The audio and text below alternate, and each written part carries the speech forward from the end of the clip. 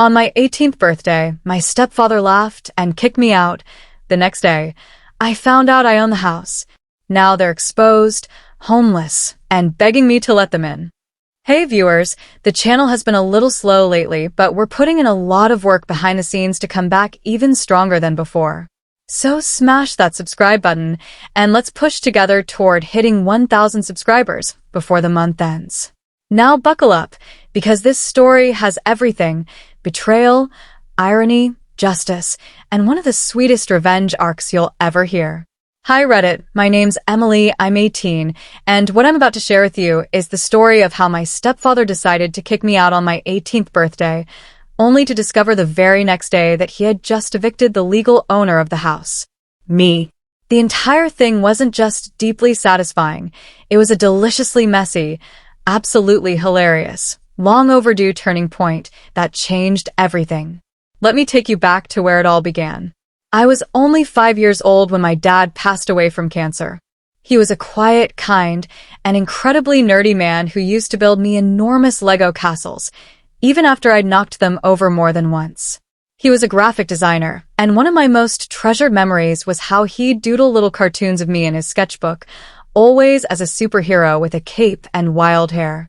After he passed, my mom held onto that sketchbook like a holy relic. For a while, it felt like we were a strong team, just me and her against the world. But that all changed when Ron came into the picture. Ron, or as I eventually came to know him, Captain Gaslight, moved into our lives when I was around 9. I remember a specific moment crystal clear. I had drawn a goofy, smiley face on my yogurt with ketchup, and when he opened the fridge and saw it, he sneered, "What kind of feral little freak are you raising?" My mom laughed. That should have been the first clue that things would never be the same again. Ron had a son from his previous marriage, Caleb, who was 11, loud, smelled like sour socks, and had a habit of doing the most disgusting pranks imaginable. He once peed in my glitter glue just to see if I'd still use it. And spoiler, I did. I made a sparkly pea dragon. He ended up crying, but guess what? I was the one who got grounded. That set the tone for life in that house. Caleb would torment me. I'd get creative with my responses, and somehow I was always labeled the troublemaker. As I got older, things only escalated. Ron became a full-blown control freak. If I played music too loud, it was considered disrespectful. If I shut my door, I was acting suspicious. If I smiled at the wrong time, he accused me of smirking with attitude. There was one time I said, "Thank you," when he passed the mashed potatoes, and he got angry because he thought I sounded too sarcastic. By the age of 14, I had taken up a secret part-time job at a local cafe just so I could afford my own art supplies, because according to Ron, spending money on scribbles was a waste. He once told me that drawing is for kids who never grew out of coloring books, which was rich coming from a man whose greatest achievement was winning a beer pong tournament. My mom, by then, had completely stopped defending me. Her favorite phrase became, "Just don't set him off." And so I stopped trying. I stayed quiet. I focused on school, worked hard, and continued drawing late at night with a tiny lamp, because if Ron saw me awake past 10, he'd accuse me of plotting something against him. Then came my 18th birthday. I didn't expect a cake or even a happy birthday. I would have settled for being ignored. But instead, I walked in after school to find my room completely emptied. No posters, no sketchbooks, no clothes, just a sad little duffel bag sitting on my stripped bed. Ron was standing in the hallway like a discount mall cop, holding my old teddy bear by the ear. He looked me straight in the eye and said, "Time to grow up, Emily. You're an adult now. Adults move out." I blinked in shock. "Wait, what?" He repeated himself, unbothered. "We need your room. Caleb's starting a streaming channel and he needs the space for his gaming setup." I was still holding a half-eaten gas station burrito when he turned around and yelled, "Martha, get the girl her shoes." That's right, he tried to control even the shoes I left in. My mom came around the corner holding my sneakers, eyes downcast, like she was handing over a resignation letter to a manager she secretly hated. I asked, "Are you seriously okay with this?" She just shrugged. You're 18 now. It's time you learn how the world works. Apparently, in their version of the world, it was normal to kick your daughter out with nothing but a duffel bag so your lazy son could yell at Fortnite in better lighting. I didn't say another word. I grabbed my things, shoved the burrito in my pocket because I still had my priorities, and walked out. That night, I ended up crying on my best friend Zoe's couch, clutching a bag of Cool Ranch Doritos while she ranted, "Emily, if I ever see that man in public, I swear I'll hit him with a folding chair." Her mom, God bless her, made me soup, handed me a blanket, and muttered something about men who call themselves alpha but get winded walking upstairs. Around 2 in the morning, while digging through my bag looking for a phone charger, I found an envelope I'd completely forgotten about. It was old, a little torn at the edges, and addressed in my dad's familiar handwriting. It read, "Emily, for your 18th birthday." Inside was a letter and a silver house key. "My sunshine, if you're reading this, then you're officially an adult. I wish I could be there with you, but since I can't, I wanted to leave you something that would always be yours. Before I got sick, I bought a house in your name.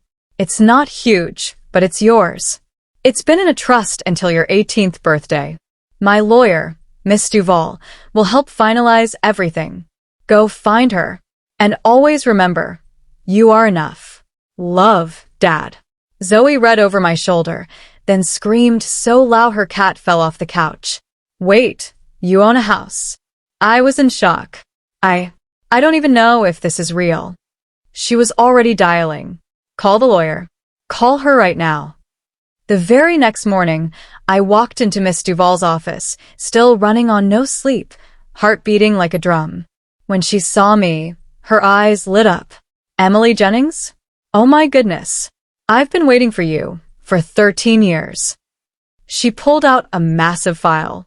"Here's the deed. Your father transferred the house into a trust just before his diagnosis. It officially became yours on your birthday, which was yesterday, right?" I nodded, speechless. "Then, congratulations," she smiled. "You're a homeowner." When she slid the address across the desk, my stomach dropped. I knew it. Zoe looked at it and gasped. No freaking way. It was the house. The same house Ron had just kicked me out of. I looked up slowly. "Can I kick them out?" Miss Duval adjusted her glasses and smiled like she'd been waiting for this question her entire career.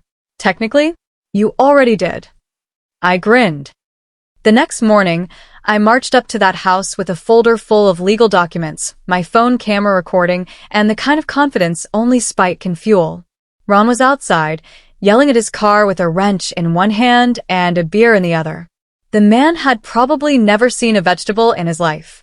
He looked up and sneered. "Back already? Street's not so comfy, huh?" I smiled. "Don't worry, Ron. I'm not back to stay. I'm here to give you 5 days to vacate my property." He laughed until I handed him the deed. The color drained from his face faster than his dreams of a man cave. "This isn't real." "It is," I said. "Your wife's first husband put the house in a trust. It became mine on my birthday, which, coincidentally, was the same day you kicked me out." My mom appeared in her robe, holding a cup of coffee. She froze. "Emily." "Hi, Mom. You've got 5 days to leave." Ron panicked. "I've lived here 10 years. I replaced the roof, which the trust paid for," I replied. "Cool story, though." "You think this is funny?" he yelled. "Oh, Ron," I grinned. "I think this is hilarious." The next 5 days were glorious. Ron called a lawyer. The lawyer laughed and told him to start packing. Caleb slammed doors and threatened to hack my Roblox account. I made popcorn. My mom tried to apologize. I didn't know he'd do that. "You didn't stop him either," she cried. I didn't. On the 5th day, moving trucks arrived. Ron was screaming. Caleb tripped over a garden gnome. Mom packed with her head down. As they drove off, I walked through the front door. My house. My rules. My life. I repainted the kitchen bright yellow. My room seafoam green. I hung my dad's sketchbook by the door. I turned Caleb's streaming room into an art studio. Bought an easel. Ordered Copic markers. Got into a graphic design program with a scholarship. Started selling art. Landed a commission. My mom sends me emails sometimes. I reply with one-liners. Ron once sent an email titled, "Man-to-Man Talk." I labeled it as spam. Deleted it. To anyone who's been told they're not enough, you are. To anyone who's been made to feel like a burden, you're a blessing. And to Ron, wherever he is, probably yelling at a toaster, you messed with the wrong girl. And now you can't even get past the mailbox without trespassing. Hit that subscribe button if you loved that twist. We've got more stories coming that'll leave you stunned.